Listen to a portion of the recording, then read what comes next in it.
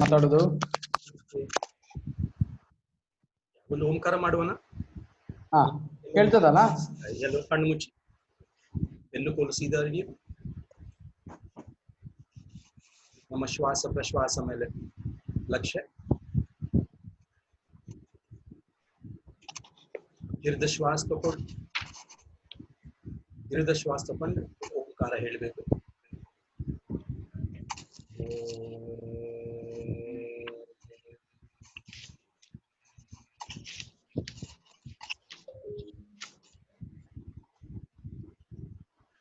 हरि ओम तत्सत।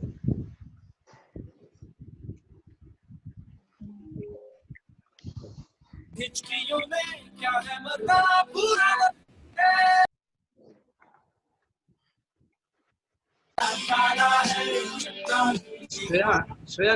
ಶ್ರೇಯಾ ಬೇರೆ ಶಬ್ದ ಬರ್ತಾ ಇದೆ. ಶಬ್ದ ಬರ್ತಾ ಉಂಟು ಶ್ರೇಯಾ.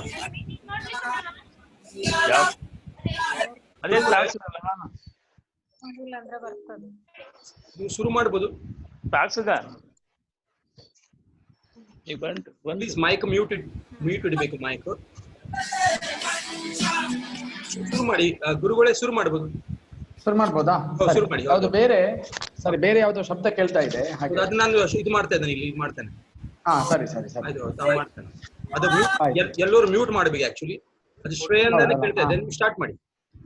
ಆಯ್ತು ಆಯ್ತು, ನಾನು ಕಂಟ್ರೋಲ್ ಮಾಡ್ತೇನೆ. ಹಾ. ಗುರವೇ ಸರ್ವಲೋಕಾನಾಂ ವಿಷಯೇ ಭವರೋಗಿಣಾಂ ನಿಧಯೇ ಸರ್ವವಿದ್ಯಾನಾಂ ದಕ್ಷಿಣಾಮೂರ್ತಯೇ ನಮಃ. ಕೃಷ್ಣಾಯ ವಾಸುದೇವಾಯ ಹರಯೇ ಪರಮಾತ್ಮನೇ ಪ್ರಣತಃ ಕ್ಲೇಶನಾಶಾಯ ಗೋವಿಂದಾಯ ನಮೋ ನಮಃ. ಎಲ್ಲ ಶ್ರೋತೃ ವರ್ಗಗಳಿಗೂ ನಮಸ್ಕರಿಸಿ ಇವತ್ತಿನ ವಿಷಯಕ್ಕೆ ಪ್ರವೇಶ ಮಾಡುವ. ನಿನ್ನೆ ದಿವಸ ಓಂಕಾರದ ಬಗ್ಗೆ ನಾವು ಒಂದು ಸೂಕ್ಷ್ಮವಾದಂತಹ ದೃಷ್ಟಿಯನ್ನು ಹರಿಸಿದ್ದೇವೆ. ಅದರಿಂದ ಏನೆಲ್ಲ ಸಾಧ್ಯ, ನಮ್ಗೆ ಸುಲಭವಾಗಿ ಸಾಧನೆಯನ್ನು ಮಾಡಲಿಕ್ಕೆ ಸಾಧನ ಯಾವುದು ಅಂತ ಹೇಳಿದ್ರೆ ಓಂಕಾರ. ಎಂತಹ ಒಬ್ಬ ವ್ಯಕ್ತಿಯೂ ಕೂಡ ಅವನಿಗೆ ಏನು ಬರುವುದಿಲ್ಲ ಅಂತಾದ್ರೂ ಕೂಡ ಈ ಓಂಕಾರವನ್ನು ಹಿಡ್ಕೊಂಡು ಎಷ್ಟು ತುತ್ತ ತುದಿಗೂ ಕೂಡ ಹೋಗ್ಲಿಕ್ಕೆ ಸಾಧ್ಯ ಆಗ್ತದೆ ಎಂಬಂತಹ ವಿಚಾರವನ್ನು ವೇದ ಶಾಸ್ತ್ರ ಇತ್ಯಾದಿಗಳ ಆಧಾರವನ್ನು ಇಟ್ಟುಕೊಂಡು ನಾವು ಚಿಂತನೆ ಮಾಡಿದ್ದೇವೆ. ಮಾತ್ರವಲ್ಲದೆ ಇನ್ನೊಂದು ಯಾಕೆ ಓಂಕಾರಕ್ಕೆ ಅಷ್ಟು ಮಹತ್ವ ಅಂತ ಯೋಚನೆ ಮಾಡಿದರೆ, ಇನ್ನೊಂದು ಕಡೆ ಹೇಳ್ತಾರೆ, ಓಂಕಾರಶ್ಚ ಅಥ ಶಬ್ದಶ್ಚ ದ್ವಾವೇತೌ ಬ್ರಹ್ಮಣಃ ಪುರ ಕಂಠಂ ಭಿತ್ವಾ ವಿನಿರ್ಯಾತೌ ತಸ್ಮಾತ್ ಮಾಂಗಲಿಕೌ ಉಭೌ ಅಂತ ಹೇಳಿದರು. ಈ ಸೃಷ್ಟಿಗೆ ಕಾರಣಕರ್ತ ಯಾರು ಅಂತ ಕೇಳಿದ್ರೆ ಬ್ರಹ್ಮ ಅಂತ ನಮಗೆ ಗೊತ್ತಿರುವಂತ ವಿಚಾರ. ಈ ಬ್ರಹ್ಮನ ಬಾಯಿಯಿಂದ ಮೊದಲಿಗೆ ಬಂದದ್ದು ಓಂಕಾರ ಅಂತೆ. ಅವನು ಮಾತಾಡಬೇಕು ಅಂತ ಪ್ರಾರಂಭ ಮಾಡಿದಾಗ ಅವನ ಬಾಯಿಯಿಂದ ಮೊದಲಿಗೆ ಬಂದದ್ದು ಓಂಕಾರ. ಓಂಕಾರಶ್ಚ ಅಥ ಶಬ್ದಶ್ಚ, ಓಂಕಾರ ಬಂದ ಮೇಲೆ ಅಥ ಅಂತ ಹೇಳುವಂತಹ ಶಬ್ದ ಬಂತಂತೆ. ಸೃಷ್ಟಿಯ ಆದಿಯಲ್ಲಿ ಬ್ರಹ್ಮ ಏನೋ ಮಾತಾಡ್ಬೇಕು ಅಂತ ಯೋಚನೆಯನ್ನು ಮಾಡಿದ, ಬಾಯಿಯನ್ನು ತೆರೆದ. ಈಗ ಕೆಲವರೆಲ್ಲ ನಾವು ಪ್ರಪಂಚದಲ್ಲಿ ನೋಡ್ತೇವೆ, ಕೆಟ್ಟ ಜನರು, ಕೆಟ್ಟ ಮಾತಾಡುವವರು ಅಂತ ಇರ್ತಾರೆ. ಅವರ ಹತ್ರ ಮಾತಾಡ್ಲಿಕ್ಕೆ ನಮ್ಗೆ ಹೆದರಿಕೆ ಆಗ್ತದೆ. ಏನಾದ್ರು ಮಾತಾಡಿದ್ರೆ ಅವನ ಬಾಯಿಂದ ಕೆಟ್ಟ ಶಬ್ದವೇ ಬರುವುದು, ಅವನ ಸಹವಾಸ ಬೇಡ ಅಂತ ಹೇಳ್ತೇವೆ. ಅವನ ಹತ್ರ ಮಾತಾಡ್ಲಿಕ್ಕೆ ಹೋಗುದಿಲ್ಲ, ಯಾಕೆ? ಅವನ ಬಾಯಿಂದ ಕೆಟ್ಟ ಶಬ್ದವೇ ಬರುವುದು. ಆದ್ರೆ ಹಾಗಲ್ಲ, ಇಲ್ಲಿ ಬ್ರಹ್ಮ ಮಾತಾಡಬೇಕು ಅಂತ ತನ್ನ ವಾಗ್ಝರಿಯನ್ನು ಶುರು ಮಾಡುವಾಗ ಮೊದಲಿಗೆ ಬಂದದ್ದು ಓಂಕಾರ. ಮತ್ತೆ ಅದಾದ ಮೇಲೆ ಅಥ ಅಂತ ಹೇಳುವಂತಹ ಶಬ್ದ. ಅದಕ್ಕೋಸ್ಕರವಾಗಿ ತಸ್ಮಾತ್ ಮಾಂಗಲಿಕೌ ಉಭೌ, ಈ ಎರಡು ಶಬ್ದಗಳು ಮಂಗಲಕರವಾದದ್ದು. ಆದ್ದರಿಂದ ನಾವು ಯಾವಾಗಲೂ ಕೂಡ ಎಲ್ಲ ರೀತಿಯ ಮಂಗಲ ಪ್ರಾಪ್ತಿಗೆ ಓಂಕಾರವನ್ನು ಹೇಳಬೇಕು ಎಂಬುದಾಗಿ ಶಾಸ್ತ್ರದಲ್ಲಿ ವಿಧಿಸಿದ್ದುಂಟು. ಅದಕ್ಕೆ ನೋಡಿ, ನಾವೆಲ್ಲ ಹೌದಲ್ಲ ಓಂಕಾರ ಹೇಳ್ತೇವೆ, ನಮ್ಗೆ ಅದು ಗೊತ್ತಿರುವಂತಹ ವಿಚಾರ. ಕೃಷ್ಣಾನಂದರಾಯರು ಬಂದಿದ್ದಾರೆ, ನಮಸ್ಕಾರ. ಮಂಗಳೂರಿನ ಅಧ್ಯಕ್ಷರು.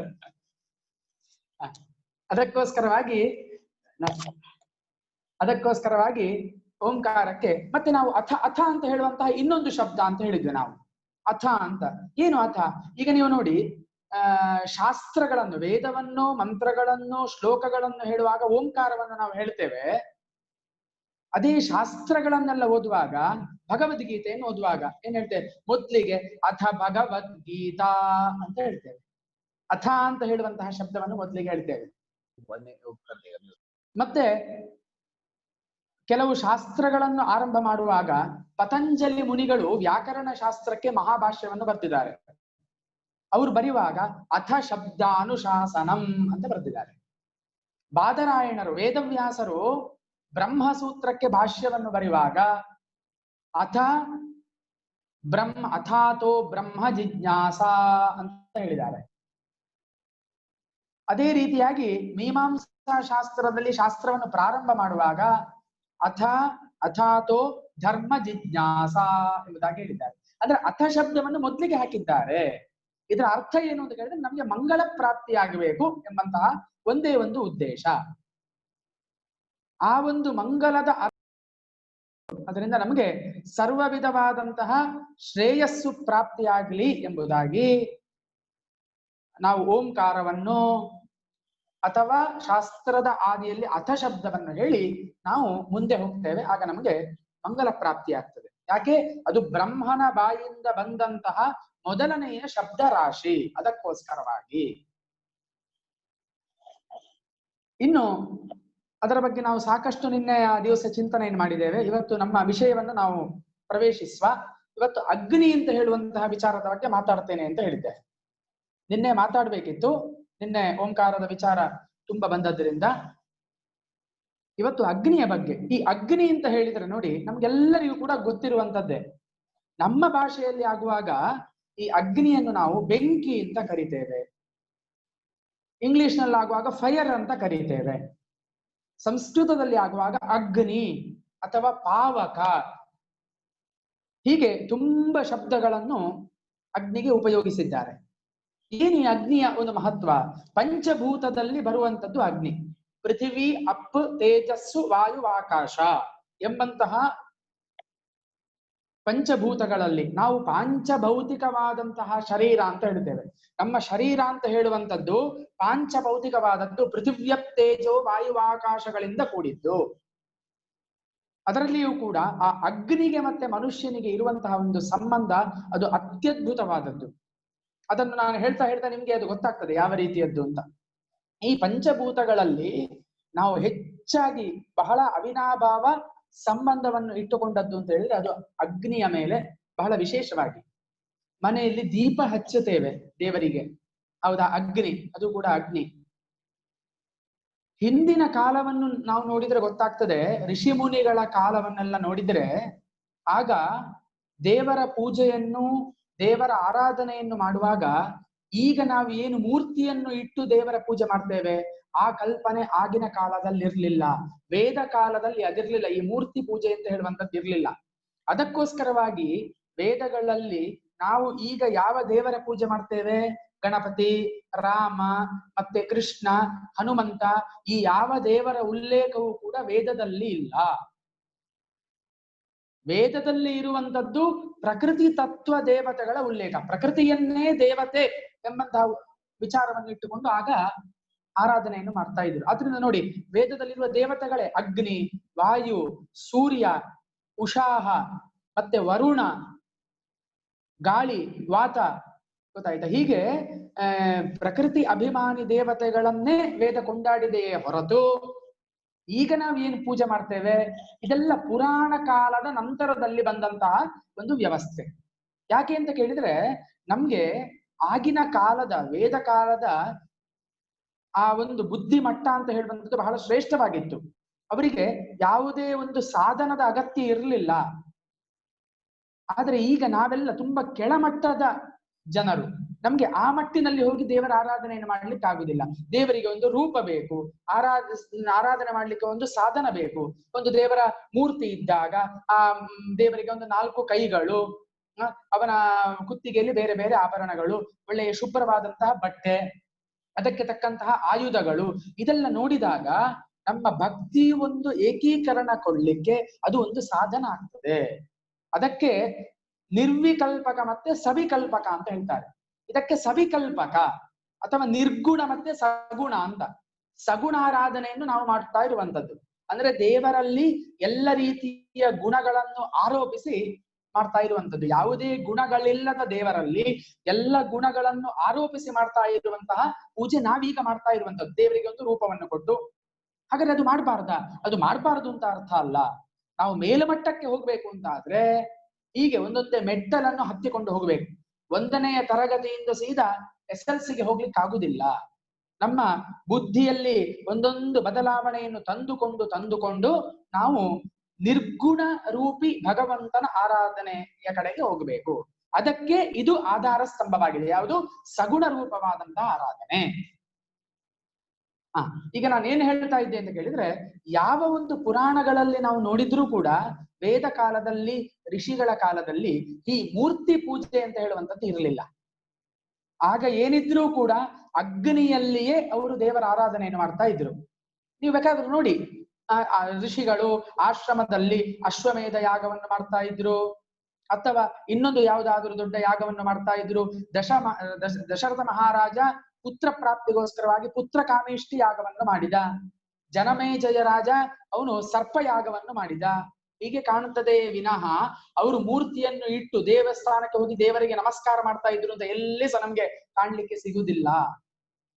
ಅಂದ್ರೆ ಅಗ್ನಿ ಅಂತ ಹೇಳುವಂಥದ್ದು ಅದು ಬಹಳ ವಿಶೇಷವಾದಂತಹ ಒಂದು ದೇವತೆ. ಅದಕ್ಕೋಸ್ಕರವಾಗಿ ಆಗಿನ ಕಾಲದಲ್ಲಿ ಅಗ್ನಿಯ ಮೂಲಕವಾಗಿ ಯಾಗ ಯಜ್ಞಗಳನ್ನು ಮಾಡುವುದರ ಮೂಲಕವಾಗಿ ಭಗವಂತನ ಆರಾಧನೆಯನ್ನು ಮಾಡ್ತಾ ಇದ್ರು. ಅಂದ್ರೆ ಇದರ ಅರ್ಥ ಏನು ಅಂತ ಕೇಳಿದ್ರೆ, ಮನುಷ್ಯನ ಮನೆಯಲ್ಲಿ ಯಾವಾಗಲೂ ಕೂಡ ಅಗ್ನಿ ಬೆಳಗ್ತಾ ಇರಬೇಕು ಅಂತ ಅರ್ಥ. ಮನೆಯಲ್ಲಿ ನಂದಾದೀಪವನ್ನು ಬೆಳಗಿಸ್ತೇವೆ ನಾವು ದೇವರ ಹತ್ರ. ನಂದಾದೀಪ ಅಂತ ಹೇಳಿದ್ರೆ 24 ಗಂಟೆಯೂ ಕೂಡ ಅದು ಉರಿತಾ ಇರಬೇಕು, ಅದು ಆರಬಾರದು. ಹಿಂದಿನ ಕಾಲದಲ್ಲಿ ಮನೆಯಲ್ಲಿಯೇ ಒಂದು ಅಗ್ನಿಹೋತ್ರದ ಯಾಗಶಾಲೆ ಅಂತ ಇರ್ತಿತ್ತು. ಈಗಲೂ ಕೂಡ ಕೆಲವು ಕಡೆ ತಮಿಳುನಾಡಿನಲ್ಲಿ, ಮತ್ತೆ ಕೆಲವು ಗೋಕರ್ಣದಲ್ಲಿ, ಮತ್ತೆ ಆಂಧ್ರ ಪ್ರದೇಶದ ಕೆಲವು ಕಡೆಯಲ್ಲೆಲ್ಲ ಇದ್ದಾರೆ ಅಗ್ನಿಹೋತ್ರಿಗಳು ಅಂತ ಹೇಳ್ತಾರೆ ಅವರಿಗೆ. ಅಂದ್ರೆ ಅವರ ಮನೆಯಲ್ಲಿ ಅಗ್ನಿ ಆರ್ಲಿಕ್ಕೆ ಇಲ್ಲ, ಅದಕ್ಕೆ ಒಂದು ವ್ಯವಸ್ಥೆಗಳು, ಅದಕ್ಕೆ ಬೇಕಾದಂತಹ ಹೋಮಕುಂಡ, ಪ್ರತಿ ದಿವಸ ಬೆಳಿಗ್ಗೆ ಮತ್ತೆ ಸಂಜೆ ಅಗ್ನಿ ಆರಾಧನೆಯನ್ನು ಮಾಡುವಂಥದ್ದು. ಈಗಲೂ ಕೂಡ ಕೆಲವರೆಲ್ಲ ಅಗ್ನಿಹೋತ್ರವನ್ನು ಮಾಡ್ತಾರೆ. ನಮ್ಮಲ್ಲಿ ಕೂಡ ಯೋಗದಲ್ಲಿಯೂ ಕೂಡ ಪ್ರಾಯಶಃ ಒಂದು ಅಗ್ನಿಹೋತ್ರ ಅಂತ ಉಂಟು. ಬೆಳಿಗ್ಗೆ ಒಂದು ಅಗ್ನಿಯನ್ನು ಹಚ್ಚಿ ಅದಕ್ಕೆ 2 ಆಹುತಿಯನ್ನು ಕೊಟ್ಟು ಮಾಡುವಂತಹ ಒಂದು ವ್ಯವಸ್ಥೆ ಎಲ್ಲ ಈಗಲೂ ಕೂಡ ಇದೆ. ಸಾಮಾನ್ಯ ಜನರು ಕೂಡ ಅದನ್ನು ಮಾಡ್ತಾರೆ. ಅಂದ್ರೆ ಏನಾಗರೆ ಆಗ ಅಗ್ನಿಯ ಒಂದು ಆರಾಧನೆಯ ಮಹತ್ವ, ಅಗ್ನಿಗೆ ಯಾಕೆ ಹಾಕಿದ್ರೆ ಅಷ್ಟು ಶ್ರೇಷ್ಠ ಸ್ಥಾನ ಅಂತ ಹೇಳಿದ್ರೆ, ಅವನು ಎಲ್ಲ ಕಡೆ ವ್ಯಾಪಿಸಿ ಇರುವಂತಹ ಕಾರಣ. ನೋಡಿ, ನಮ್ಮಲ್ಲಿಯೂ ಕೂಡ ಅಗ್ನಿ ಇದ್ದಾನೆ. ಭಗವಂತನೇ ಹೇಳ್ತಾನೆ, ಅಹಂ ವೈಶ್ವಾನರೋ ಭೂತ್ವ ಪ್ರಾಣಿನಾಂ ದೇಹಮಾಶ್ರಿತಃ ಪ್ರಾಣಾಪಾನ ಸಮಾಯುಕ್ತಃ ಪಚಾಮಿ ಅನ್ನಂ ಚತುರ್ವಿಧಂ ಅಂತ ಹೇಳಿ. ನಾನು ಎಲ್ಲಾ ಪ್ರಾಣಿಗಳಲ್ಲಿ ವೈಶ್ವಾನರ ರೂಪದಲ್ಲಿ ಇದ್ದು ಅವರು ಸ್ವೀಕಾರ ಮಾಡಿದಂತಹ ಅನ್ನ ಇತ್ಯಾದಿ ವಸ್ತುಗಳನ್ನು ಪಚನ ಮಾಡ್ತೇನೆ, ಜೀರ್ಣ ಮಾಡ್ತೇನೆ ಅಂತ ಭಗವಂತ ಹೇಳಿದ್ದಾನೆ. ನಮ್ಮಲ್ಲಿ ಜಠರಾಗ್ನಿ ಅಂತ ಹೇಳ್ತೇವೆ ನಾವು ಅದನ್ನು. ನಮ್ಮಲ್ಲಿರುವಂತಹ, ನಮ್ಮ ಉದರದಲ್ಲಿರುವಂತಹ ಅಗ್ನಿ ಆ ಹೆಸರು ಜಠರಾಗ್ನಿ. ಅದಿಲ್ಲದೆ ನಾವು ಊಟ ಮಾಡಿದ್ದು ಜೀರ್ಣ ಆಗ್ಲಿಕ್ಕೆ ಸಾಧ್ಯವೇ ಇಲ್ಲ.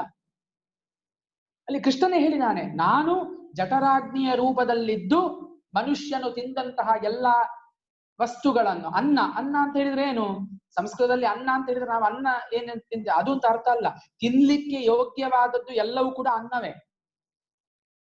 ತಿನ್ಲಿಕ್ಕೆ ಯಾವುದು ನಮ್ಗೆ ಯೋಗ್ಯವಾಗಿದೆ ಅದೆಲ್ಲವೂ ಕೂಡ ಅನ್ನ ಅಂತ ಹೇಳುವಂತಹ ಸಂಜ್ಞೆಗೆ ಒಳಪಡ್ತದೆ. ಅತ್ತಿ ಇತಿ ಅನ್ನಂ ಅಂತ. ಅತ್ತಿ ಅಂತ ಹೇಳಿದ್ರೆ ತಿನ್ನೋದು, ತಿನ್ಲಿಕ್ಕೆ ಯೋಗ್ಯವಾದದ್ದೆಲ್ಲವೂ ಕೂಡ ಅನ್ನವೇ. ಅದರಿಂದ ಭಗವಂತ ಏನ್ ಮಾಡ್ತಾ ಇದ್ದಾನೆ, ಅದನ್ನು ಜೀರ್ಣ ಮಾಡಿ ನಮ್ಮ ಸ್ವಾಸ್ಥ್ಯವನ್ನು ಕಾಪಾಡ್ತಾ ಇದ್ದಾನೆ. ಹಾಗಾದ್ರೆ ಇನ್ನು ಬೇರೆ ಎಲ್ಲಿದ್ದಾನೆ ಅಗ್ನಿ? ಸಮುದ್ರದಲ್ಲಿದ್ದಾನೆ. ಸಮುದ್ರದ ಅಲೆಗಳು ಬರ್ತದೆ, ಏನು ಸುಮ್ಮನೆ ಬರ್ತಾ ಇದೆಯಾ? ಆ ಒಂದು ತೀಕ್ಷ್ಣವಾದಂತಹ ಆ ಪ್ರಖರತೆಯನ್ನು ತಾಳ್ಲಿಕ್ಕಾಗದೆ ಆ ನೀರು ಬಹಳ ರಭಸವಾಗಿ ಅಲೆಗಳ ರೂಪದಲ್ಲಿ ಬರ್ತಾ ಇದೆ. ಅದಕ್ಕೆ ಕಾರಣ ಯಾವುದು? ಸಮುದ್ರದಲ್ಲಿರುವಂತಹ ವಡವಾನಲ ಅಂತ ಕರಿತೇವೆ ನಾವು ಸಮುದ್ರದಲ್ಲಿರುವಂತಹ ಅಗ್ನಿಯನ್ನು. ಇನ್ನೆಲ್ಲಿದ್ದಾನೆ ಹಾಗಾದ್ರೆ ಅಗ್ನಿ? ಸೂರ್ಯ ರೂಪದಿಂದ ದ್ಯುಲೋಕದಲ್ಲಿದ್ದಾನೆ. ಆದಿತ್ಯ ಸೂರ್ಯ ಅಂತ ಏನ್ ನಾವು ಕಾಣ್ತೇವೆ, ಆ ಸೂರ್ಯನು ಕೂಡ ಅಗ್ನಿಯ ರೂಪವೇ. ಅವನ ತೇಜಸ್ಸು ನೋಡಿ ಕಲ್ಪನೆ ಮಾಡ್ಲಿಕ್ಕೆ ನಾವು ಸಾಧ್ಯ ಇಲ್ಲ. ನಮ್ಮಿಂದ ಎಷ್ಟೋ ಕೋಟಿ ಕೋಟಿ ಮೈಲು ಸೂರ್ಯ ದೂರದಲ್ಲಿದ್ದಾನೆ ಆದಿತ್ಯ.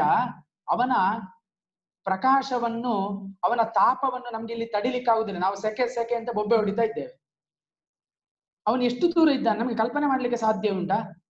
ನಮ್ಮಿಂದ ಎಷ್ಟೋ ಲಕ್ಷ ಲಕ್ಷ ಕಿಲೋಮೀಟರ್ ದೂರದಲ್ಲಿ ಇದ್ದಾನೆ. ಆದ್ರೂ ಕೂಡ ಅವನ ತೇಜಸ್ಸನ್ನು ನಮ್ಗೆ ತಡಿಲಿಕ್ಕೆ ಸಾಧ್ಯ ಇಲ್ಲ. ಅಂದ್ರೆ ಅವನ ಪ್ರಖರತೆ, ಅವನ ತೇಜಸ್ಸು ಎಷ್ಟು ವಿಶೇಷವಾದದ್ದು. ಅಂತಹ ತೇಜಸ್ಸು ನಮಗೂ ಕೂಡ ಬರಬೇಕು. ನಮಗೂ ಬರಬೇಕು ಅಂತ ಆದ್ರೆ ಅಗ್ನಿಯ ಆರಾಧನೆಯನ್ನು ಮಾಡ್ಬೇಕು. ಅದಕ್ಕೆ ಹೇಳಿದ್ದು ಧಿಯೋ ಯೋ ನ ಪ್ರಚೋದಯಾತ್ ಅಂತ ಗಾಯತ್ರಿ ಮಂತ್ರದಲ್ಲಿ. ಎಲೈ ಸೂರ್ಯನೇ, ನಿನ್ನ ಅದ್ಭುತವಾದಂತಹ ತೇಜಸ್ಸನ್ನು ಧ್ಯಾನಿಸ್ತೇನೆ, ಇದರಿಂದ ನನ್ನ ಬುದ್ಧಿಯು ಪ್ರಚೋದಿಸಲಿ. ಮನುಷ್ಯನಿಗೆ ಬುದ್ಧಿ ಸರಿ ಇದ್ರೆ ಬೇರೆ ಎಲ್ಲ ಸರಿ ಇರ್ತದೆ. ನಾವು ಅವನನ್ನು ಲೆಕ್ಕ ಹಾಕುದವನ ಬುದ್ಧಿಯಿಂದ. ಆದ್ರಿಂದ ಆ ಬುದ್ಧಿಯನ್ನು ಪ್ರಖರಪಡಿಸುವವನು ಯಾರು ಅಂತ ಹೇಳಿದ್ರೆ ಸೂರ್ಯನಾರಾಯಣ, ಅಂದ್ರೆ ಅಗ್ನಿಯ ಅಂಶ. ಆದಿತ್ಯ ಅಂತ ಹೇಳಿದ್ರೆ ಅಗ್ನಿಯ ಅಂಶನೇ ಅವನು.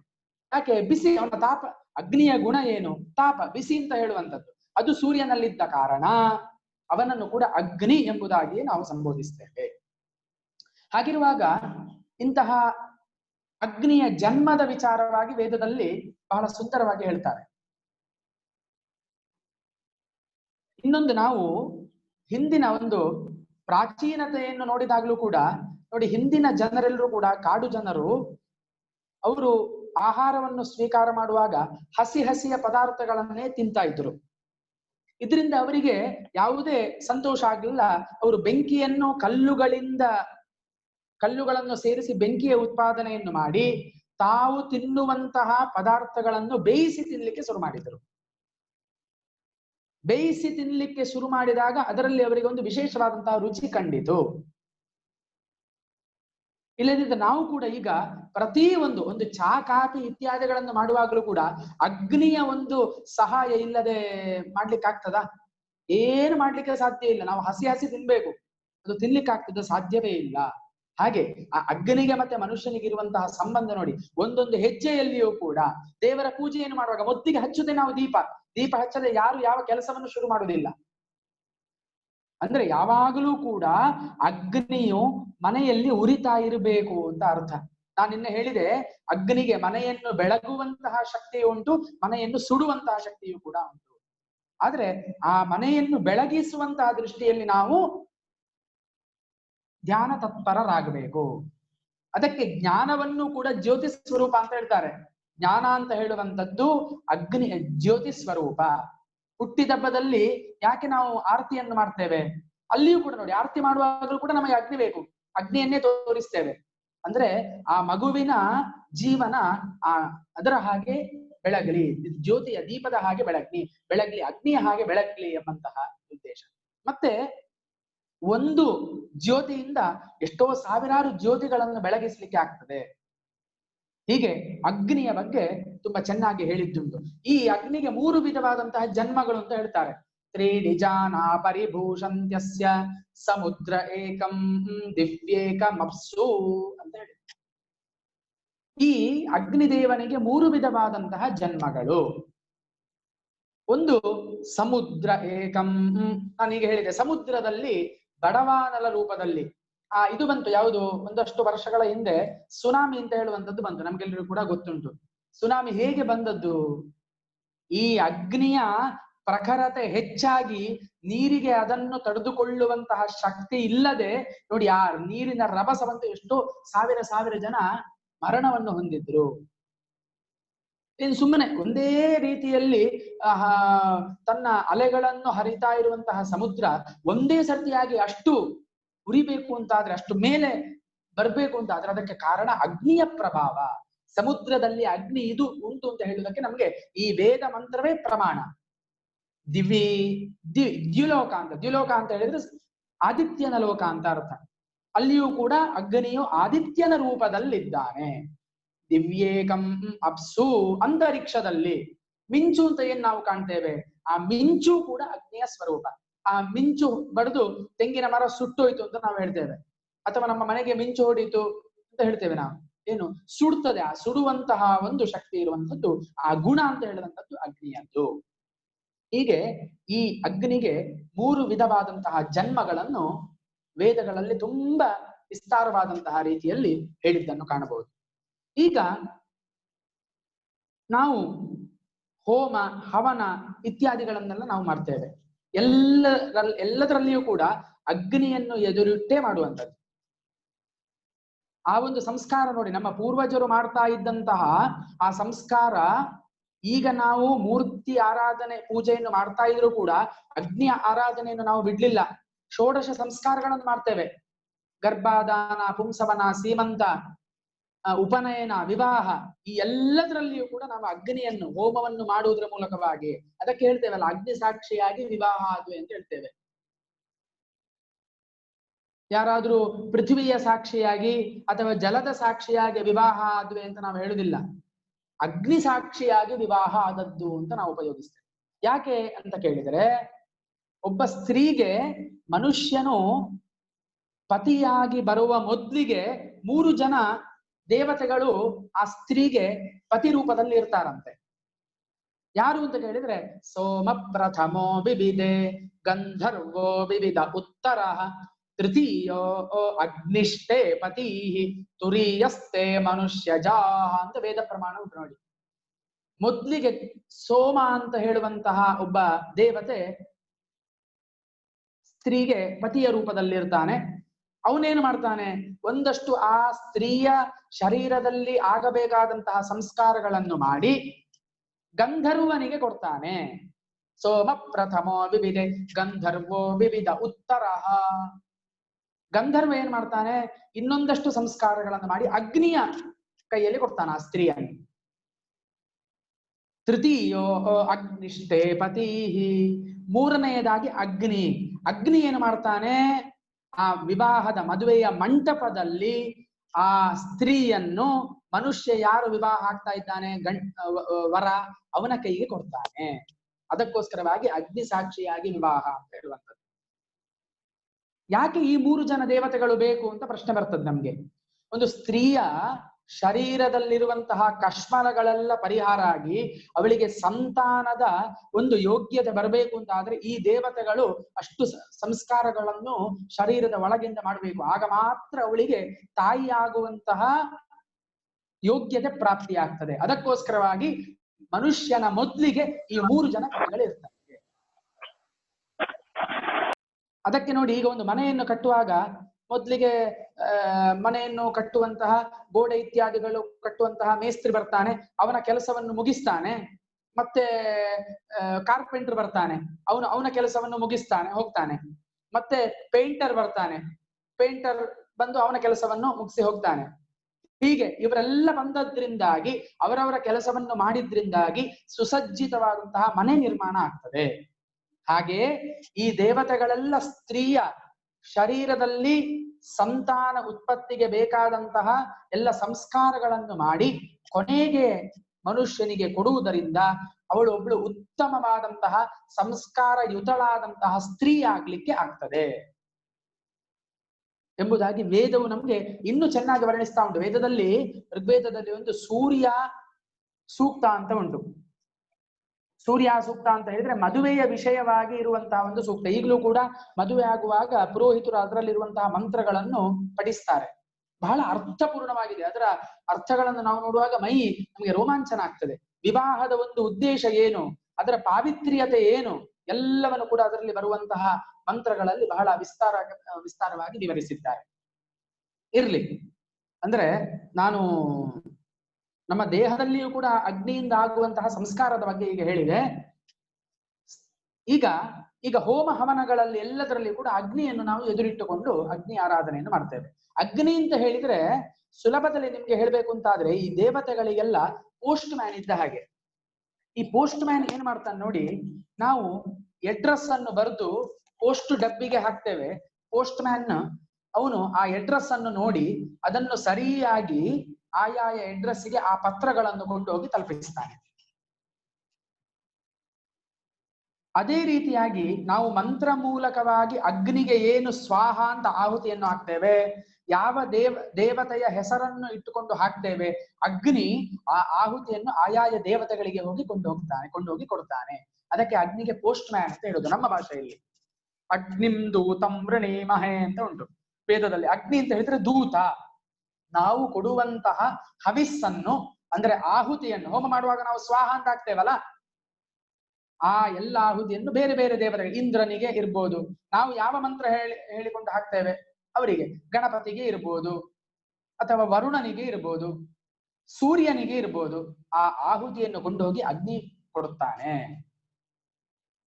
ಅದಕ್ಕೆ ಮನುಸ್ಮೃತಿಯಲ್ಲಿ ಒಂದು ಶ್ಲೋಕ ಇದೆ, ಅಗ್ನೌ ಪ್ರಾಸ್ತಾಹುತಿ ಸಮ್ಯಕ್ ಆದಿತ್ಯಮುಪತಿಷ್ಠತೆ ಆದಿತ್ಯ ಜಾಯತೆ ವೃಷ್ಟಿ ವೃಷ್ಟೇರನ್ನಂ ತತಃ ಪ್ರಜಾಹ ಅಂತ ಹೇಳಿದರು. ಒಂದು ಜಗತ್ ಸೃಷ್ಟಿಯ ಒಂದು ಕ್ರಮ ಇದರಲ್ಲಿ ಹೇಳಿದ್ದಾರೆ. ಅಗ್ನಿಯಲ್ಲಿ ನಾವು ಏನು ಆಹುತಿಯನ್ನು ಹಾಕ್ತೇವೆ ಅದರಲ್ಲಿರುವಂತಹ ಒಂದಷ್ಟು ಅಂಶಗಳನ್ನು ಆದಿತ್ಯನು ತೆಗೆದುಕೊಳ್ತಾನೆ, ಸೂರ್ಯನ ಹತ್ರ ಹೋಗ್ತದಂತ ಸೀದಾ. ನಮ್ಮ ಕಣ್ಣಿಗೆ ಕಾಣುವುದಿಲ್ಲ ಇದೆಲ್ಲ, ಕಣ್ಣಿಗೆ ಕಾಣದೇ ನಡೆಯುವಂತಹ ಪ್ರಕ್ರಿಯೆಗಳು. ಹಾಗಂತ ಹೇಳಿ ನಾವು ಹೇಗೆ ನಂಬುದು ಅಂತ ಕೇಳಿದ್ರೆ, ಗಾಳಿ ಬರ್ತಾ ಉಂಟು, ಗಾಳಿ ಕಣ್ಣಿಗೆ ಕಾಣ್ತದ? ಕಾಣುದಿಲ್ಲ. ನಾವು ನಂಬುತ್ತಾ ಇಲ್ವಾ ಗಾಳಿ ಉಂಟು ಅಂತ? ವಿದ್ಯುತ್ ತಂತಿಯಲ್ಲಿ ವಿದ್ಯುತ್ ಪ್ರವಹಿಸ್ತಾ ಉಂಟು, ಕಣ್ಣಿಗೆ ಕಾಣುದಿಲ್ಲ, ವಿದ್ಯುತ್ ಉಂಟು ಅಂತ ನಾವು ನಂಬುದಿಲ್ವಾ? ಹಾಗೆ ನಾವು ನಂಬಬೇಕು, ನಮ್ಮ ಧರ್ಮವೇ ಅದು. ನಂಬಿಕೆ ಇದ್ದಾಗ ನಮಗೆ ಅದರಿಂದ ಶ್ರೇಯಸ್ಸು ಪ್ರಾಪ್ತಿ ಆಗ್ತದೆ. ಆದ್ದರಿಂದ ಅಗ್ನೌ ಪ್ರಾಸ್ತಾಹುತಿ ಸಮ್ಯಕ್ ಆದಿತ್ಯ ಮುಪತಿಷ್ಠತೆ. ಆದಿತ್ಯ ಏನ್ ಮಾಡ್ತಾನೆ ಅಂತ ಕೇಳಿದ್ರೆ ಅದನ್ನು ಇಟ್ಕೊಳ್ಳುವುದಿಲ್ಲ, ಅದನ್ನು ವೃಷ್ಟಿಯ ರೂಪದಲ್ಲಿ, ಮಳೆಯ ರೂಪದಲ್ಲಿ ಅದರ ಫಲವನ್ನು ಭೂಮಿಗೆ ಹಾಕ್ತಾನೆ. ಆದಿತ್ಯ ಜಾಯತೆ ವೃಷ್ಟಿ ವೃಷ್ಟೇರನ್ನಂ. ಒಳ್ಳೆಯ ಮನೆ ಬಂದಾಗ ಏನಾಗ್ತದೆ? ಒಳ್ಳೆಯ ಫಲ ಬರುತ್ತದೆ. ಅಕ್ಕಿ ಇತ್ಯಾದಿ ನಮಗೆ ಬೇಕಾದಂತಹ ತರಕಾರಿಗಳು ಮತ್ತೆ ಅಕ್ಕಿ ಎಲ್ಲ ಪದಾರ್ಥಗಳು ಸಿಗ್ತದೆ. ವೃಷ್ಟೇರನ್ನಂ, ವೃಷ್ಟಿಯಿಂದ ಒಳ್ಳೆಯ ತಿನ್ಲಿಕ್ಕೆ ಯೋಗ್ಯವಾದಂತಹ ಪದಾರ್ಥಗಳು ಸಿಗ್ತದೆ. ವೃಷ್ಟೇರನ್ನಂ ತತಃ ಪ್ರಜಾಹ. ಆ ಅನ್ನದಿಂದ ಪ್ರಜೆಗಳು ಬದುಕಲಿಕ್ಕೆ ಸಾಧ್ಯ ಆಗ್ತದೆ. ಹೀಗೆ ಒಂದು ಯಜ್ಞವನ್ನು ಮಾಡಿದ್ರೆ ಅದರ ಫಲ ಅಂತ ಹೇಳುವಂಥದ್ದು ಅನಂತವಾದದ್ದು. ಅದಕ್ಕೋಸ್ಕರವಾಗಿಯೇ ನಮ್ಮ ಹಿಂದಿನ ಋಷಿಗಳ ಕಾಲದಿಂದಲೂ ಕೂಡ ಯಜ್ಞಗಳನ್ನು, ಯಾಗಗಳನ್ನು, ಹೋಮಗಳನ್ನೆಲ್ಲ ಮಾಡಿಕೊಂಡು ಬಂದದ್ದು. ಮಾತ್ರವಲ್ಲದೆ ಪ್ರಕೃತಿಯ ಒಂದು ಸಮತೋಲನವನ್ನು ಕಾಪಾಡಲಿಕ್ಕೋಸ್ಕರವಾಗಿ ಹೋಮಕ್ಕೆ ಹಾಕುವಂಥದ್ದು ನಾವು ಎಷ್ಟು ಪವಿತ್ರವಾದಂತಹ ದ್ರವ್ಯ, ದನದ ತುಪ್ಪವನ್ನು ಹಾಕ್ತೇವೆ. ಬೇರೆ ಬೇರೆ ಸಮಿತಿಗಳು ಅಂತ ಉಂಟು, ಬೇರೆ ಬೇರೆ ಎಲ್ಲ ಈ ಆಯುರ್ವೇದಕ್ಕೆ ಸಂಬಂಧಪಟ್ಟಂತಹ ಮರಗಳ ತುಂಡುಗಳನ್ನು ಹಾಕ್ತೇವೆ. ಮತ್ತೆ ಚರು ಅಂತ ಹೇಳ್ತೇವೆ, ಅನ್ನವನ್ನು ಹಾಕ್ತೇವೆ, ಚೆನ್ನಾಗಿ ಬೇಯಿಸಿದಂತ ಅನ್ನವನ್ನು ಹಾಕ್ತೇವೆ. ಇದೆಲ್ಲವೂ ಕೂಡ ಪ್ರಕೃತಿಯ ಸಮತೋಲನವನ್ನು ಕಾಪಾಡಲಿಕ್ಕೆ ಇರುವಂತದ್ದು. ಈಗ ಮಾತ್ರ ಏನಾಗಿದೆ ಅಂತ ಕೇಳಿದ್ರೆ ನಮ್ಗೆ ಈ ಯಜ್ಞಗಳಿಂದ ಅತ್ಯುತ್ತಮವಾದಂತಹ ಫಲಗಳು ಸಿಗ್ತಾ ಇಲ್ಲ. ಯಾಕೆ? ಮಂತ್ರ ಶುದ್ಧಿ ನೋಡಿ, ಎಲ್ಲದಕ್ಕೂ ಕೂಡ ಶುದ್ಧಿ ಅಂತ ಹೇಳುವಂಥದ್ದು ಬೇಕು. ಮೊದಲಿಗೆ ಮನಸ್ಸು ಶುದ್ಧಿ ಬೇಕು, ಅದಾದ ಮೇಲೆ ದ್ರವ್ಯ ಶುದ್ಧಿ ಬೇಕು. ಈಗ ಹೋಮ ಮನೆಯಲ್ಲಿ ಮಾಡ್ತೇವೆ ಅಂತ ಆದ್ರೆ ಎಲ್ರು ಕೂಡ ಸಾಮಾನ್ಯ ಹೋಮಗಳನ್ನೆಲ್ಲ ಮಾಡಿಸ್ತಾ ಇರುವವರೇ. ತುಪ್ಪ ಬೇಕು ಅಂತ ಹೇಳಿದ್ರೆ ನಂದಿನಿ ತುಪ್ಪ ಹೋಗಿ ತರ್ತೇವೆ ನಾವು. ಅದರಲ್ಲಿ ಎಷ್ಟು ಶುದ್ಧತೆ ಉಂಟು ಒಂದು ಕ್ಷಣ ಯೋಚನೆ ಮಾಡುವ ನಾವು. ಹಿಂದಿನ ಕಾಲದಲ್ಲಿ ಆಶ್ರಮದಲ್ಲಿ ಋಷಿ ಮುನಿಗಳು ಏನ್ ಮಾಡ್ತಿದ್ರು? ದನಗಳನ್ನು ಅಲ್ಲಿ ಸಾಕ್ತಿದ್ರು. ಅದರಿಂದ ಅವರಿಗೆ ಬೇಕಾದಂತಹ ಹಾಲು ಸಿಕ್ತಿತ್ತು. ಆ ಹಾಲಿನಿಂದ ತುಪ್ಪವನ್ನು ತಯಾರು ಮಾಡ್ತಿದ್ರು. ಅದರಲ್ಲಿರುವಂತಹ ಒಂದು ಪಕ್ವತೆಯೇ ಬೇರೆ. ನಂದಿನಿ ತುಪ್ಪ ಅಂತ ಹೇಳಿದ್ರೆ ಅದು ಒಂದು ಆಗ್ತದಷ್ಟೇ, ತುಪ್ಪ ಇಲ್ಲ ಅಂತ ಹೇಳುವಂಥದ್ದಕ್ಕೆ ನಂದಿನಿ ತುಪ್ಪ. ಅದರಿಂದ ದ್ರವ್ಯ ಶುದ್ಧಿ ಇಲ್ಲ ಅಂತ ಆದಾಗ ನಮಗೆ ಅದರಿಂದ ಉಕ್ತವಾದಂತಹ ಫಲಗಳು ಸಿಗುವುದಿಲ್ಲ, ಫಲಗಳು ಕಮ್ಮಿ ಆಗ್ತದೆ. ಕೆಲವರು ಹೇಳ್ತಾರೆ ನಾವು ಆ ಯಾಗ ಮಾಡಿದ್ವಿ, ಈ ಹೋಮ ಮಾಡಿದ್ವಿ, ನಮ್ಗೆ ಫಲ ಸಿಗ್ಲಿಲ್ಲ. ಯಾಕೆ? ನಿಮ್ಮ ದ್ರವ್ಯ ಶುದ್ಧಿ ಇಲ್ಲ. ದ್ರವ್ಯ ಶುದ್ಧಿ ಮಾತ್ರ ಅಲ್ಲ, ಮಂತ್ರ ಶುದ್ಧಿ ಬೇಕು. ಹೇಳುವಂತಹ ಮಂತ್ರಗಳನ್ನು ಪುರೋಹಿತನಾದವನು ಸ್ಪಷ್ಟವಾಗಿ ಚೆನ್ನಾಗಿ ಹೇಳಬೇಕು. ಅದು ಕೂಡ ಇವತ್ತು ತುಂಬಾ ನಮ್ಮಲ್ಲಿ ಅದರಲ್ಲಿ ಕೂಡ ಕೊರತೆ ಕಾಣ್ತಾ ಇದೆ. ಅಧ್ಯಯನವನ್ನು ಮಾಡಿದ ನಮ್ಮ ಗುಟ್ಟನ್ನು ನಾವು ಹೇಳ್ಬಾರದು, ಆದ್ರೂ ಕೂಡ ಅಧ್ಯಯನವನ್ನು ಮಾಡಿದವರ ಸಂಖ್ಯೆ ತುಂಬಾ ಕಮ್ಮಿ ಇರುವುದರಿಂದ ಆ ಮಂತ್ರ ಶುದ್ಧಿಗಳಿಲ್ಲ. ಅದಕ್ಕೆಲ್ಲ ಅದು ಇನ್ನೊಂದು ರೀತಿಯಲ್ಲಿ. ಆದ್ರೆ ಮನಸ್ಸು ಮುಖ್ಯವಾಗಿ, ನಮ್ಮ ಮನವು ಕೂಡ ಶುದ್ಧಿ ಇಲ್ಲ. ಮನಸ್ಸು ಅಂತ ಹೇಳಿದ್ರೆ ಏನು? ಸುಖಾದ್ಯುಪಲಬ್ಧಿ ಸಾಧನಂ ಇಂದ್ರಿಯಂ ಮನಃ ಅಂತ ಹೇಳಿದರು ಶಾಸ್ತ್ರದಲ್ಲಿ. ನೋಡಿ, ನಮ್ಮ ಶಾಸ್ತ್ರ ಒಂದೊಂದು ಶಬ್ದಕ್ಕೂ ಕೂಡ ಎಷ್ಟು ವಿಶ್ಲೇಷಣೆ ಕೊಡ್ತದೆ. ಯಾವ ಭಾಷೆಯಲ್ಲಿ ಉಂಟು ಬೇಕಾದ್ರೆ ತೋರಿಸಿದ್ದು, ನಾನು ಚಾಲೆಂಜ್ ಮಾಡ್ತೇನೆ ಇದನ್ನು. ಬುದ್ಧಿ ಅಂತ ಹೇಳಿದ್ರೆ ಅದಕ್ಕೊಂದು ಹೇಳಿದ್ರು, ಸರ್ವ ವ್ಯವಹಾರ ಹೇತು ಬುದ್ಧಿ ಜ್ಞಾನಂ ಅಂತ ಹೇಳಿದ್ರು. ಬುದ್ಧಿ ಅಂತ ಹೇಳಿದ್ರೆ ಏನು? ಸರ್ವ ವ್ಯವಹಾರ ಹೇತು, ಎಲ್ಲ ವ್ಯವಹಾರಗಳನ್ನು ಮಾಡ್ಲಿಕ್ಕೆ ಬೇಕಾದಂತಹ ಒಂದು ವ್ಯವಸ್ಥೆ, ಅದನ್ನು ಬುದ್ಧಿ ಅಂತ ಕರೆದರು. ಸುಖಾದ್ಯುಪಲಬ್ಧಿ ಸಾಧನಂ ಇಂದ್ರಿಯಂ ಮನಃ ಅಂತ ಹೇಳಿದರು. ಸುಖ ದುಃಖಗಳನ್ನು ಅನುಭವಿಸಲಿಕ್ಕೆ ಇರುವಂತಹ ಇಂದ್ರಿಯ ಮನಸ್ಸು. ಅದಕ್ಕೆ ನಾವು ಮನಸ್ಸಿಗೆ ಸಂತೋಷ ಅಥವಾ ನೋವಾದಾಗ ಬುದ್ಧಿಗೆ ನೋವಾಯ್ತು ಅಂತ ಹೇಳುದಿಲ್ಲ, ಮನಸ್ಸಿಗೆ ಭಾರಿ ಬೇಜಾರಾಯ್ತು ಮಾರೆ ಅಂತ ಹೇಳ್ತೇವೆ ನಾವು. ಯಾರಾದ್ರೂ ನಮ್ಮ ಶರೀರಕ್ಕೆ ನೋವಾದ್ರೂ ಕೂಡ ನಾವೇನು ಹೇಳುದು, ಮನಸ್ಸಿಗೆ ಭಾರಿ ನೋವಾಯ್ತು ಅಂತ ನಾವು ಹೇಳ್ತೇವೆ. ಅಂದ್ರೆ ಆ ನೋವನ್ನು, ಆ ಸುಖ ದುಃಖವನ್ನು ಅನುಭವಿಸುವಂತಹ ಶಕ್ತಿ ಇರುವಂತದ್ದು ಅದು ಮನಸ್ಸಿಗೆ ಮಾತ್ರ. ಆದ್ದರಿಂದ ಇನ್ನೊಂದು, ಈಗ ಮನಸ್ಸು ಅಂತ ಹೇಳುವಾಗ ನಂಗೆ ಬಂತು, ಈ ಏಕಾಗ್ರತೆ ಮನುಷ್ಯನಿಗೆ ಬರಬೇಕು ಅಂತಾದ್ರೆ ಅಲ್ಲಿ ಅಗ್ನಿಯ ಒಂದು ಪ್ರಾಮುಖ್ಯತೆ ಬಹಳ ಉಂಟು. ಈ ದೊಡ್ಡ ದೊಡ್ಡ ಆಶ್ರಮಗಳಲ್ಲೆಲ್ಲ ಈಗಲೂ ಕೂಡ ಮಾಡ್ತಾರೆ, ಒಂದು ಸಂಪೂರ್ಣ ಬಂದ್ ಇರುವಂತಹ ಒಂದು ಕೋಣೆ, ಆ ಕೋಣೆಯಲ್ಲಿ ಅದು ಕತ್ತಲಾಗಿರ್ಬೇಕು, ಅಲ್ಲಿ ಯಾವುದೇ ಬೆಳಕು ಇತ್ಯಾದಿಗಳಿರ್ಬೋದು. ಬೆಳಕಿರ್ಬೇಕು ಯಾವುದು ಅಂತ ಹೇಳಿದ್ರೆ ದೀಪದ ಬೆಳಕು ಮಾತ್ರ ಇರ್ಬೇಕು, ದೀಪದ ಬೆಳಕು ಮಾತ್ರ ಅಲ್ಲಿ ಇರ್ಬೇಕು. ಅಲ್ಲಿ ಆ ದೀಪದ ಬೆಳಕನ್ನು ಯಾರಿಗೆ ಏಕಾಗ್ರತೆಯನ್ನು ಹೆಚ್ಚಿಸ್ಲಿಕ್ಕೆ ಯಾರು ಆಸೆ ಪಡ್ತಾನೋ ಅವನು ಅಲ್ಲಿ ತನ್ಮನಸ್ಕನಾಗಿಕೊಂಡು ಆ ದೀಪದ ಬೆಳಕನ್ನೇ ನೋಡ್ಬೇಕು. ಅಲ್ಲಿ ಗಾಳಿ ಇತ್ಯಾದಿಗಳು ಇರಬಾರದು. ಗಾಳಿ ಇದ್ದ ಕೂಡಲೇ ದೀಪ ಏನಾಗ್ತದೆ ಅಂತ ಕೇಳಿದ್ರೆ ಅದು ಅಲ್ಲಾಡ್ತದೆ. ಅದರಿಂದ ಏಕಾಗ್ರತೆ ಬರಲಿಕ್ಕೆ ಸಾಧ್ಯ ಇಲ್ಲ. ಆದ್ದರಿಂದ ತದೇಕ ಚಿತ್ತದಿಂದ ಆ ದೀಪವನ್ನು ಮಾತ್ರ ನೋಡ್ತಾ ಇದ್ರೆ ಅಲ್ಲಿ ಏಕಾಗ್ರತೆ ಬರ್ತದೆ ಎಂಬುದಾಗಿ ಅದು ನಮ್ಗೆ ವಿಜ್ಞಾನದಲ್ಲಿಯೂ ಕೂಡ ಅದು ಪ್ರೂವ್ ಆಗಿದೆ. ಆದ್ರಿಂದ ಇನ್ನು ಮುಂದೆ ನಾವು ಯಾರಾದ್ರೂ ಏಕಾಗ್ರತೆ ನಮ್ಗೆ ಬೇಕು, ನಮ್ಗೆ ಏಕಾಗ್ರತೆ ಇಲ್ಲ, ನನ್ನ ಮನಸ್ಸು ಬೇರೆ ಬೇರೆ ಕಡೆಗೆ ಓಡ್ತದೆ ಅಂತ ಆದ್ರೆ ಸಹಜವಾಗಿ ಮನುಷ್ಯನದ್ದು ಓಡುದೆ. ಯಾಕೆಂತ ಹೇಳಿದ್ರೆ ಮನಸ್ಸನ್ನು ಪಾದರಸದ ಹಾಗೆ ಅದು ಅಷ್ಟು ಚಂಚಲ ಅಂತ ಹೇಳ್ತಾರೆ. ಗೊತ್ತಾಯ್ತು? ಆದ್ರಿಂದ ನಮ್ಗೆ ಏಕಾಗ್ರತೆ ಬೇಕು ಅಂತಾದ್ರೆ ಒಂದು ಕತ್ತಲ ಕೋಣೆಯಲ್ಲಿ ಗಾಳಿ ಇತ್ಯಾದಿಗಳ ಅವಕಾಶ ಇಲ್ಲದೆ ಒಂದು ದೀಪವನ್ನು ಹಚ್ಚಿ ಅದನ್ನೇ ನೋಡ್ತಾ ಇದ್ರೆ ನಮ್ಗೆ ಏಕಾಗ್ರತೆ ಬರ್ತದೆ.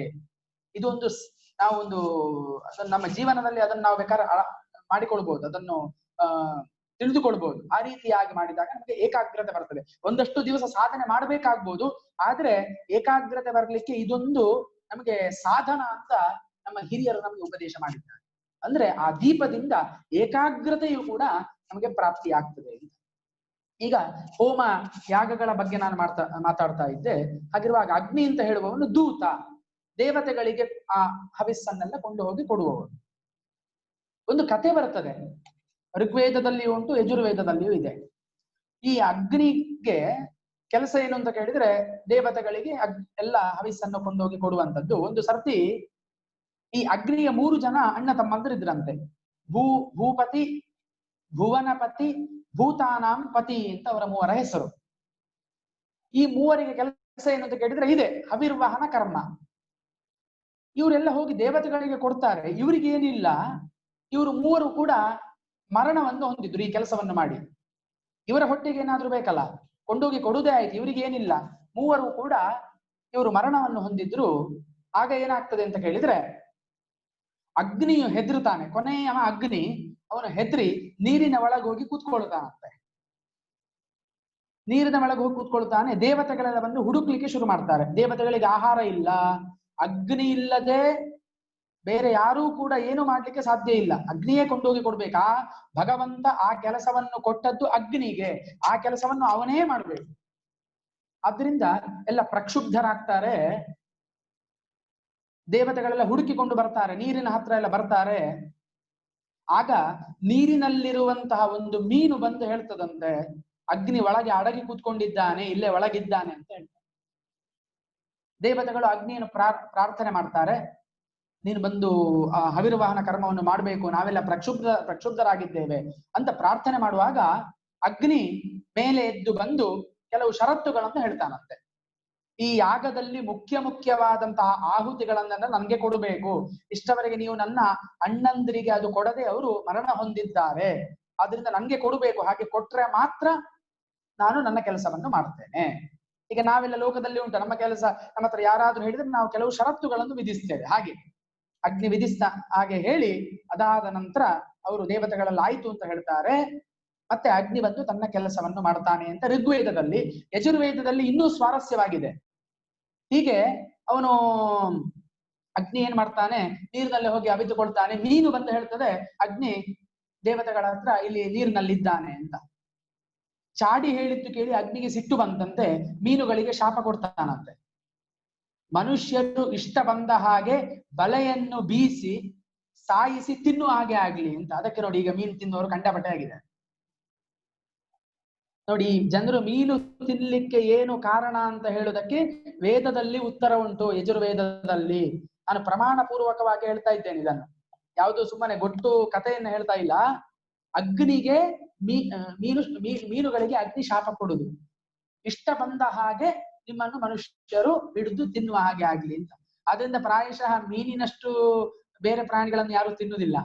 ನನ್ಗೆ ಗೊತ್ತಿಲ್ಲ, ನಾನು ಮೀನು ತಿನ್ನುತ್ತಿಲ್ಲ, ಆದ್ರೂ ಕೂಡ ಹೇಳಿದ್ದು ಹಾಗೆ ಗೊತ್ತಾಯ್ತಲ್ಲ. ಆ ಒಂದು ಉದ್ದೇಶದಿಂದ ಮತ್ತೆ ಬೇರೆ ಪ್ರಾಣಿಗಳನ್ನು ತಿನ್ನುವಂತಹ ಒಂದು ವ್ಯವಸ್ಥೆ ತದನಂತರ ಶುರುವಾದದ್ದು. ಮೊದ್ಲಿಗೆ ಹಿಡಿದು ತಿನ್ಲಿಕ್ಕೆ ಶುರು ಮಾಡಿದ್ದು ಮೀನನ್ನೇ.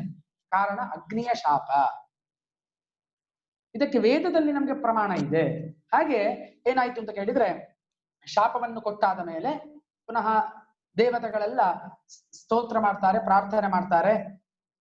ಪ್ರಾರ್ಥನೆಯನ್ನು ಮಾಡಿದಾಗ ಅಗ್ನಿಯು ಬಹಳ ಸಂತೋಷಗೊಂಡು ಅವನು ಕೆಲವು ವಿಚಾರಗಳನ್ನು, ಕೆಲವು ವಿಧಿಗಳನ್ನೆಲ್ಲ ವಿಧಿಸಿ ಆದ ಮೇಲೆ ಪುನಃ ಅಗ್ನಿಯು ಬಂದು ತನ್ನ ಹವಿರ್ವಹನ ಕರ್ಮವನ್ನು ಮುಂದುವರಿಸ್ತಾನೆ. ತದನಂತರ ದೇವತೆಗಳೆಲ್ಲ ಬಹಳ ಸಂತೋಷದಿಂದ ಇರುತ್ತಾರೆ ಎಂಬುದಾಗಿ ಯಜುರ್ವೇದದಲ್ಲಿಯೂ ಕೂಡ ಅಗ್ನಿಯ ಬಗ್ಗೆ ಬರುವಂತಹ ಒಂದು ಆಖ್ಯಾನ. ಹೀಗೆ ಅಗ್ನಿ ಮತ್ತೆ ಮನುಷ್ಯನಿಗೆ ಇರುವಂತಹ ಒಂದು ಸಂಬಂಧ ಅದು ಬಹಳ ಒಂದು ಅತ್ಯದ್ಭುತವಾದದ್ದು. ನಾನು ಕೂಡ ಈ ವಿಚಾರದಲ್ಲಿಯೇ PhD ಮಾಡಿದ್ದೆ. ಋಗ್ವೇದದಲ್ಲಿ ಬರುವಂತಹ ಅಗ್ನಿಯ ವಿಚಾರದ ಬಗ್ಗೆ ನಾನು PhD ಮಾಡಿದ ಕಾರಣ ಈ ವಿಚಾರವನ್ನು ಇವತ್ತಿನ ದಿವಸ ನಿಮ್ಮ ಎದುರಿಗೆ ಇಟ್ಟಿದ್ದೇನೆ. ಇನ್ನೂ ಕೂಡ ತುಂಬಾ ಉಂಟು. ಅಗ್ನಿಗೆ ಅಗ್ನಿ ಅಂತ ಹೇಳುವಂತಹ ಹೆಸರು ಯಾಕೆ ಬಂತು? ಅಗ್ರಣೀರ್ ಭವತಿ ಅಂತ ಹೇಳ್ತಾರೆ. ದೇವತೆಗಳಿಗೆಲ್ಲ ಅಗ್ರಸ್ಥಾನದಲ್ಲಿ ಇರುವವನು. ಅಗ್ನಿರ್ಮುಖಂ ಪ್ರಥಮಃ ದೇವತಾನಾಂ. ದೇವತೆಗಳಿಗೆಲ್ಲ ಮುಖ ಯಾರು ಅಂತ ಹೇಳಿದ್ರೆ ಅಗ್ನಿ. ಯಾಕೆ? ನಾವು ತಿನ್ನುವುದು ಮುಖದಿಂದ. ಆದ್ದರಿಂದ ಆ ಸ್ಥಾನವನ್ನು ಅಗ್ನಿಗೆ ಕೊಟ್ಟಿದ್ದಾರೆ. ಸವಾ ಏಷೋಗ್ರೇ ದೇವತಾನಾಂ ಅಜಾಯತ ತಸ್ಮಾದ್ ಅಗ್ನಿರ್ನಾಮೇತಿ. ಇವನು ದೇವತೆಗಳಲ್ಲಿ ಮೊದಲು ಹುಟ್ಟಿದ ಕಾರಣ ಇವನಿಗೆ ಅಗ್ನಿ ಅಂತ ಹೇಳುವಂತಹ ಹೆಸರು. ಹೀಗೆ ಅಗ್ನಿ ಶಬ್ದದ ವ್ಯುತ್ಪತ್ತಿಯ ಬಗ್ಗೆ ಬಹಳ ಅದ್ಭುತವಾಗಿ ಶಾಸ್ತ್ರದಲ್ಲಿ, ವೇದಗಳಲ್ಲಿ ಹೇಳಿದ್ದು. ಆದ್ದರಿಂದ ಈಗಲೂ ಕೂಡ ನಾವು ಪ್ರತಿಯೊಂದು ನಮ್ಮ ಹೋಮ ಹವನಾದಿಗಳನ್ನು ಮಾಡುವಾಗ ಆ 5 ತತ್ವಗಳಲ್ಲಿ, ಪೃಥಿವ್ಯಪ್ ತೇಜೋ ವಾಯುವಾಕಾಶ ಅಂತ ಹೇಳುವಂತಹ ಪಂಚಭೂತಗಳಲ್ಲಿ ಆ ಅಗ್ನಿಯನ್ನು ಬಹಳ ಮುಖ್ಯವಾಗಿಟ್ಟುಕೊಂಡು ನಾವು ಆರಾಧನೆ ಮಾಡ್ತೇವೆ. ಕಾರಣ ಏನು? ನಮ್ಮ ದಿನನಿತ್ಯದ ಜೀವನದಲ್ಲಿಯೂ ಕೂಡ ಅಡುಗೆ ಮಾಡ್ಲಿಕ್ಕೆ, ದೇವರಿಗೆ ದೀಪವನ್ನು ಹಚ್ಚಲಿಕ್ಕೆ, ನಾವು ತಿಂದಂತಹ ಆಹಾರ ಕರಗಲಿಕ್ಕೆ, ಪರಮಾತ್ಮನ ಸಾಕ್ಷಾತ್ಕಾರ ಆಗ್ಲಿಕ್ಕೆ ಎಲ್ಲದಕ್ಕೂ ಕೂಡ ಅಗ್ನಿ ಬೇಕು. ಆದ್ದರಿಂದ ಆ ಅಗ್ನಿ ರೂಪಿಯಾದಂತಹ ಪರಮಾತ್ಮನ ಅನುಗ್ರಹ ನಮಗೆ, ನಿಮಗೆ ಎಲ್ಲರಿಗೂ ಕೂಡ ಪ್ರಾಪ್ತಿಯಾಗ್ಲಿ, ಎಲ್ಲರಿಗೂ ಕೂಡ ಒಳ್ಳೆದಾಗ್ಲಿ ಅಂತ ಹೇಳ್ತಾ ಇವತ್ತಿನ ಈ ಉಪನ್ಯಾಸವನ್ನು ಕೃಷ್ಣಾರ್ಪಣಮಸ್ತು ಅಂತ ಇಲ್ಲಿಗೆ ಮುಗಿಸ್ತೇನೆ. ಇನ್ನು ಭಗವದ್ಗೀತೆಯ ಬಗ್ಗೆ ನಾಳೆ ಹೇಳ್ತೇನೆ ಅಂತ ಹೇಳಿದ್ದೆ. ಪ್ರಾಯಶಃ ಬೇಕು ಅಂತಾದ್ರೆ ಹೇಳ್ಬೋದು. ಮತ್ತೆ ಗಣಪತಿಯ ಬಗ್ಗೆಯೂ ಕೂಡ ಬೇಕಾದ್ರೆ ಹೇಳ್ಬೋದು. ಗಣಪತಿಯ ಒಂದು ಆವಿರ್ಭಾವ, ಗಣಪತಿಯ ವಿಶೇಷತೆ ಏನು? ಗಣಪತಿಗೆ ನೋಡಿ, ಒಂದು ಗಣಪತಿ ಅಂತ ಹೇಳಿದ್ರೆ ಮನುಷ್ಯನಿಗೆ ಬಹಳ ಹತ್ತಿರದಲ್ಲಿ ಇರುವಂತಹ ಒಂದು ದೇವತೆ. ಅವನ ಒಂದು ರೂಪವನ್ನು ನೋಡುವಾಗಲೇ ಬಹಳ ನಮ್ಗೆ ಆನಂದ ಆಗ್ತದೆ. ಅವನ ಆ ಸೊಂಡಿಲು ಅಥವಾ ಅವನ ಹೊಟ್ಟೆ, ಅವನ ವಾಹನವಾದಂತಹ ಯಾವುದು ಇಲಿ ಇತ್ಯಾದಿ ಎಲ್ಲದಕ್ಕೂ ಕೂಡ ಒಂದೊಂದು ತತ್ವ ಉಂಟು. ಅದರ ಬಗ್ಗೆ ಬೇಕು ಅಂತಾದ್ರೆ ಅದರ ಬಗ್ಗೆಯೂ ಕೂಡ ಹೇಳ್ಬೋದು. ಆದ್ದರಿಂದ ಅದು ನಾನು ಮತ್ತೆ ವಿಮರ್ಶೆಯನ್ನು ಮಾಡಿ ಹೇಳ್ತೇನೆ. ಭಗವದ್ಗೀತೆಯ ಬಗ್ಗೆ ತುಂಬಾ ವಿಚಾರಗಳು ಗಹನವಾಗಿ ಉಂಟು. ಆದ್ರೆ ಅದರಲ್ಲಿ ಮುಖ್ಯವಾಗಿ ಹೇಳಿದಂತಹ ಸಾರಾಂಶ ಏನು? ಭಕ್ತಿ ಯೋಗ, ಜ್ಞಾನಯೋಗ, ಕರ್ಮಯೋಗ, ಇದರ ಬಗ್ಗೆ ಒಂದು ಮಾಹಿತಿಯನ್ನು ಕೊಟ್ಟು ಮತ್ತೆ ಮುಂದಿನ ವಿಷಯಕ್ಕೆ ನಾವು ಪ್ರವೇಶ ಮಾಡುವ ಅಂತ ಹೇಳ್ತಾ, ನಾನು ಹೇಳ್ತಾ ಇರುವಂತದ್ದು ಪ್ರಾಯಶಃ ಎಲ್ಲರಿಗೆ ಅರ್ಥ ಆಗ್ತಾ ಉಂಟು ಅಂತ ಕಾಣ್ತದೆ. ಹೌದೌದು, ಅರ್ಥ ಆಗ್ತಾ ಉಂಟು. ಹಾಗೆ ನಮ್ಮ ಮುಂದೆ ವಿದ್ವಾನ್ ಡಾಕ್ಟರ್ ಸತ್ಯಕೃಷ್ಣ ಭಟ್ ಅವರು ಈವರೆಗೆ ಅಗ್ನಿಯ ಬಗ್ಗೆ ಹೇಳಿದಕ್ಕೆ ತುಂಬಾ ಧನ್ಯವಾದಗಳು. ಹಾಗೆ ನಮ್ಮ ಕಾರ್ಯಕ್ರಮದಲ್ಲಿ ಇದ್ದ ಎಲ್ಲರಿಗೂ ನಮಸ್ಕಾರ. ಯಾರಿಗೆ ಪ್ರಶ್ನೆ ಕೇಳೋರಿದ್ರೆ ಕೇಳ್ಬೋದು. ನಮಸ್ಕಾರ ಅಂಕಲ್, ಕೃಷ್ಣಾನಂದ್ ಅಂಕಲ್ ನಮಸ್ಕಾರ. ನಮಸ್ತೆ ನಮಸ್ತೆ ನಮಸ್ತೆ. ಹಾ, ಯಾರಿಗೆ ಪ್ರಶ್ನೆಯನ್ನು ಕೇಳೋದಿದ್ರೆ ಕೇಳ್ಬೋದು ಭಟ್ರ ಹತ್ರ. ಕೃಷ್ಣಾನಂದ್ರ ನಮಸ್ತೆ, ಭಾರಿ ಸಂತೋಷ ಆಯ್ತು ನೋಡಿ. ಹಾ ಮಂಗಳೂರು ಸಂಘದ ಅಧ್ಯಕ್ಷರು. ಹೌದೌದು. ಚಿತ್ರಕ್ಕ ಇದ್ದೀರಾ? ಪ್ರಶ್ನೆ ಕೇಳೋದಿದ್ದೀರಾ? ಇಲ್ಲ, ಭಗವದ್ಗೀತೆ ಬಗ್ಗೆ ಹೇಳಿದ್ರು ಸಾಧಾರಣ ಗೊತ್ತಿದೆ ಅವರಷ್ಟು ಗೊತ್ತಿಲ್ಲ ನಮ್ಗೆ, ಆದ್ರೂ ಕೇಳಿದೆ. ಭಗವದ್ಗೀತೆ ಬಗ್ಗೆ ಒಂದ್ ಸ್ವಲ್ಪ ಹೇಳಿದ್ರೆ ಒಳ್ಳೇದಿತ್ತು ಅಂತ ಕಾಣ್ತದೆ. ಯಾವ್ದ್ರ ಬಗ್ಗೆ? ಭಗವದ್ಗೀತೆ ಭಗವದ್ಗೀತೆ ಬಗ್ಗೆ. ಸರಿ ಸರಿ, ಆಗ್ಬೋದು. ನಾಳೆ ಹಾಗಾದ್ರೆ ಭಗವದ್ಗೀತೆಯ ಬಗ್ಗೆ ಹೇಳ್ತೇನೆ. ಹಲೋ ಹಲೋ ಹಲೋ, ಹೇಳಿ. ಹೇಳಿ ಹೇಳಿ ಚಿತ್ರಕ್ಕ, ನಮಸ್ಕಾರ, ಹೇಳಿ. ಇದು ನನ್ನ ಪ್ರಶ್ನೆ ಅಂತ ಹೇಳಿದ್ರೆ, ನೀವೀಗ ಹೇಳಿದ್ರಿ ಈಗ ಮಾಡುವಂತ ಹವನಗಳಲ್ಲಿ ಯಜ್ಞಗಳಲ್ಲಿ ಯಾವ ಪಾವಿತ್ರ್ಯತೆ ಇಲ್ಲ ಅಂತ. ಇವಾಗ ನಾವು ಮಾಡುದು ಎಷ್ಟು ಉಪಯೋಗ ಅಂತ ಅದ್ರ ಬಗ್ಗೆ ಒಂದು ಪ್ರಶ್ನೆ. ಮಾಡ್ಬೋದು? ಹೌದು, ಅದು ಪಾವಿತ್ರ್ಯತೆ ಇಲ್ಲ ಅಂತ ಹೇಳುವುದಕ್ಕಿಂತ ಅದರಲ್ಲಿ ನಿರ್ದಿಷ್ಟವಾದಂತಹ ಫಲಗಳು ನಮ್ಗೆ ಸಿಗುದಿಲ್ಲ. ಯಾಕೆ ಅಂತ ಹೇಳಿದ್ರೆ ನಾನೀಗ ಹೇಳಿದೆ ಅದಕ್ಕೆ ಕಾರಣಗಳು. ಮಂತ್ರದಲ್ಲಿ ಅಶುದ್ಧತೆಗಳೇ ಇರ್ಬೋದು, ದ್ರವ್ಯಗಳಲ್ಲಿ ಮುಖ್ಯವಾಗಿ ನೋಡಿ. ಒಂದು ಇದನ್ನು ಯಾವುದು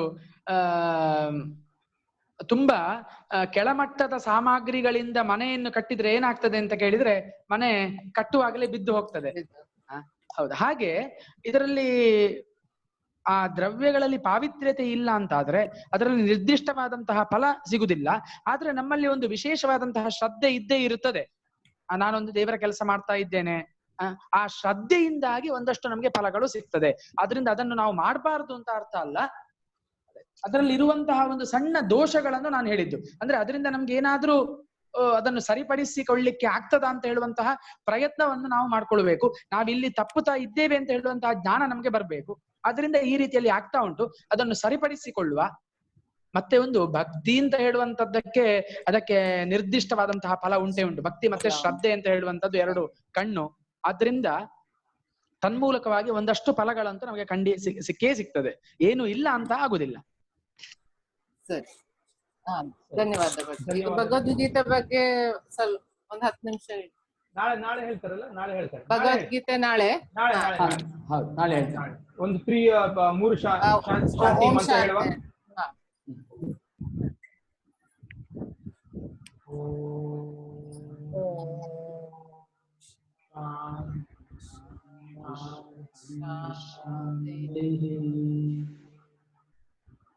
ಹರಿ ಓಂ ತತ್ಸತ್.